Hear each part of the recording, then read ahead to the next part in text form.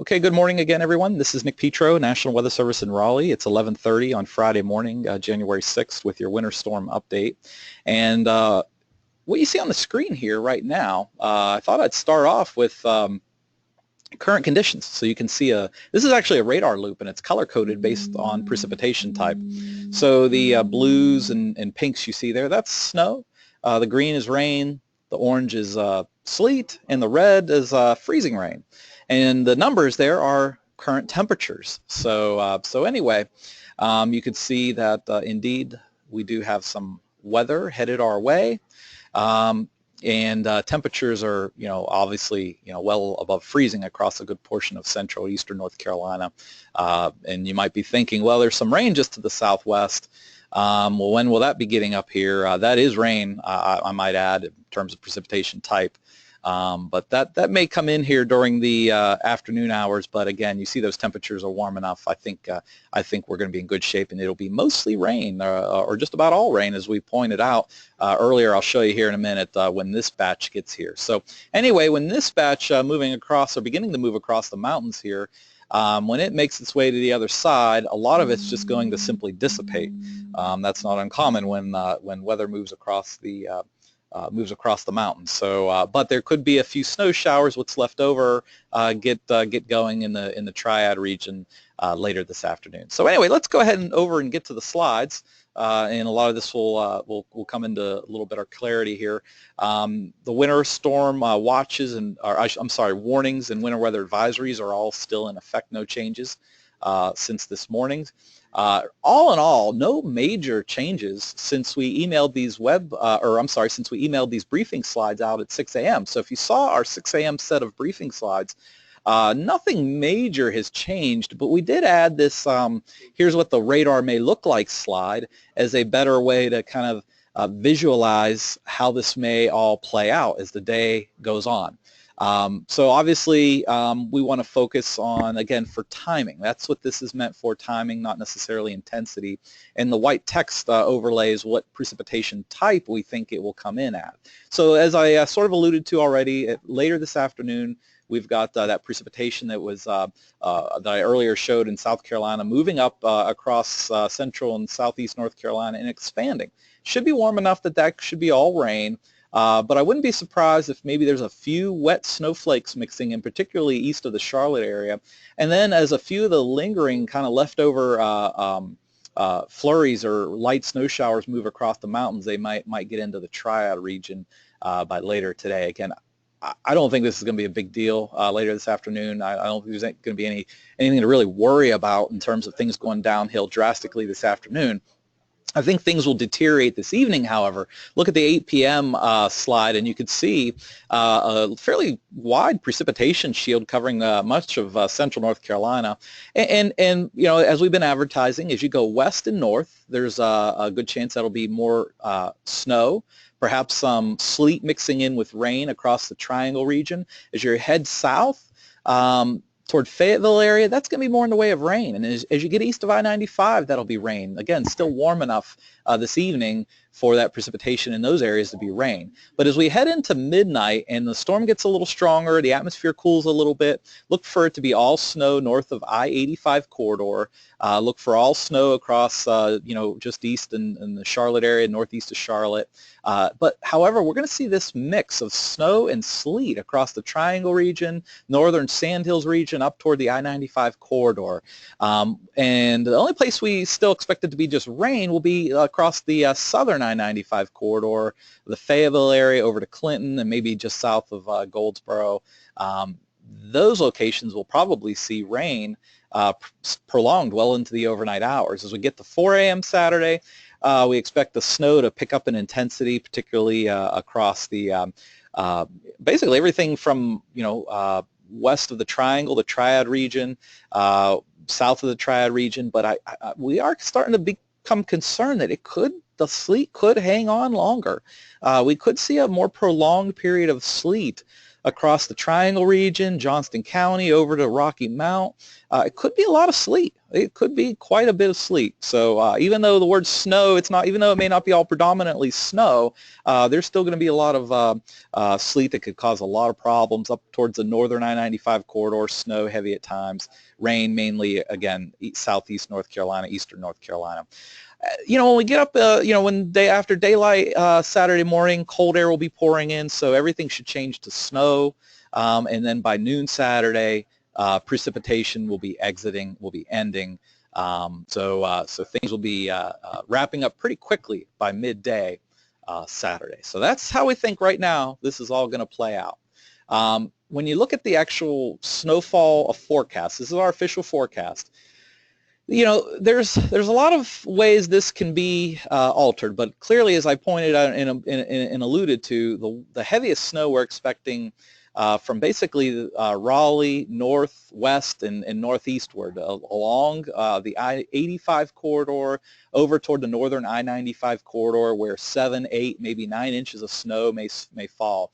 But there could be a pretty quick change, as we call it, a gradient, where the change is very quick, pretty tight gradient where snowfall amounts drop off pretty quickly as you get, say, south of Wilson, south of Clayton, south of Sanford, Albemarle over to Troy. Things could drop off in numbers very quickly because of that prolonged rain and mixture of sleet. So let me show you some alternate scenarios.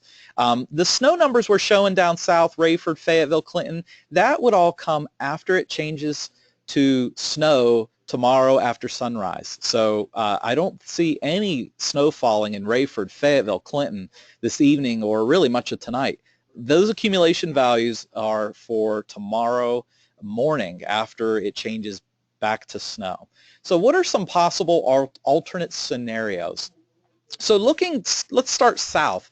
The area enclosed by the green dashed line, we're talking Laurinburg, Rayford, Fayetteville, Goldsboro, Clinton, Dunn, Four Oaks, maybe up to Smithfield.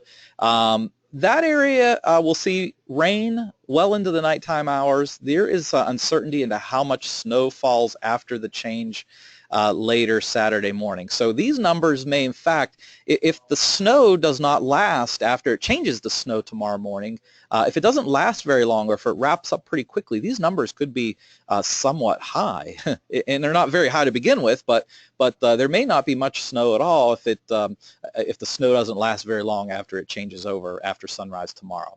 The other alternate scenario is this white dashed line. Basically, from Wadesboro, Albemarle, Carthage, Sanford, Pittsboro, Raleigh, Clayton, Wilson, Nashville, Enfield, Rocky Mount, Tarboro. That area could see the precipitation type remain all sleet for a prolonged period of time well into the nighttime, which would obviously result in lower snowfall numbers than what we're showing here, but still very, very hazardous conditions, would still be a substantial significant event due to significant accumulation of sleet. Either way, whether it falls as snow or falls as sleet, there's going to be some major problems with travel right through the weekend. Finally, the dashed red line, spots in that area could see more snow than what's shown here. So I wouldn't be surprised if a few locations in this area get 9, 10, maybe an isolated 11-inch snowfall amount here and there if you're in that within that red dashed line. So a lot of things could change still, but again, this is the way we see it shaping up. In terms of freezing rain, how much ice may fall or accumulate rather due to freezing rain. We're not talking sleet, we're talking freezing rain, the clear ice that accumulates on surfaces, trees, power lines. We're not expecting much of that. There could be, we're going to be closely watching this because the models have been throwing hints at us that there could be a little bit more freezing rain than what we're expecting. But right now we think more than likely it's going to be more in the way of sleet than freezing rain. So if, for precipitation types other than snow. So anyway, we'll be taking a close look at this again and updating this later this afternoon if needed. But right now, it's not looking like much in the way of freezing rain. And again, where it would be Goldsboro, Clinton, Fayetteville, Rayford, Laurinburg, those general areas. All right, so when it comes to the actual impacts, what is all of what I just showed going to do? In the blue area, heavy snow, nearly impossible travel this weekend.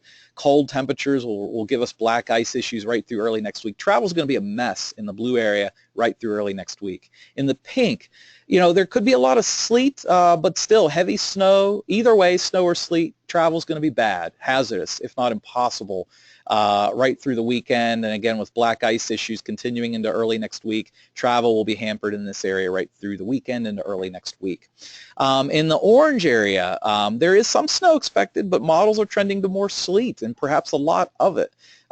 So look for prolonged travel impacts right through the weekend and early next week, black ice early next week. So again, maybe our snow numbers may not be as high there, but there's going to be a lot of sleet. So anyway, and then finally in the green area, rain will help make things a lot better, in prolonged rain, I should say, than areas to the north. So there will be quite a variation, though, as you go from south to north. Southern areas of the green area, really not that bad. Just a lot of rain and not much snow when it changes to snow tomorrow. But as you get into the northern sections of this area, there could be, like I said, an inch or two of snow after it changes over tomorrow morning. And that could result in localized travel hazards and then the subsequent black ice, you know, issues right through the weekend, perhaps even into Monday. So anyway, that's the hazard impacts and severity based on the area. So anyway, let me go ahead and I'm going to just pause for a moment here so I can get rid of this and prevent any flickering in the screen here. But anyway, so let's go ahead to the next slide, which is our confidence, and how is our confidence shaping up with this particular situation. In timing, we have pretty decent confidence of when it's coming in and when it's ending, but the precipitation changeovers and the timing of that's where we have a lot of uncertainty. Medium confidence in the snow and ice amounts, but we do have high confidence that regardless of which type of wintry precipitation you get, there'll be dangerous travel conditions this weekend, even into early next week. All right, so timeline, again, the worst of the conditions, the worst of the weather tonight into Saturday, but you know, hazardous impacts continue right through Saturday night and even into early next week with the black ice issues. Temperatures, you know, we could see single-digit readings Sunday night. So the word here on this slide is dangerous cold. So the snowpack will make it even worse in locations that have a solid snowpack. So again, lows in the teens Saturday night and Monday night, and lows in the single digits for Sunday night. Now, locations that have that decent solid snowpack may not see temperatures rise above freezing for a couple days, really right into Tuesday morning. All right, so other than that, really not expecting a whole lot of wind issues, and we'll be doing another briefing later this afternoon. So we'll be doing this again at 4:30. The next briefing certainly will be issued by then, and that is the way things are shaping up. Obviously, we're in a sort of a nowcast mode right now, where we're kind of watching radar and seeing how this all evolves, and we'll be making adjustments to our forecast at that based on those near-term trends. So that's the briefing. That's the way it's all shaping up. Thanks for joining this webinar.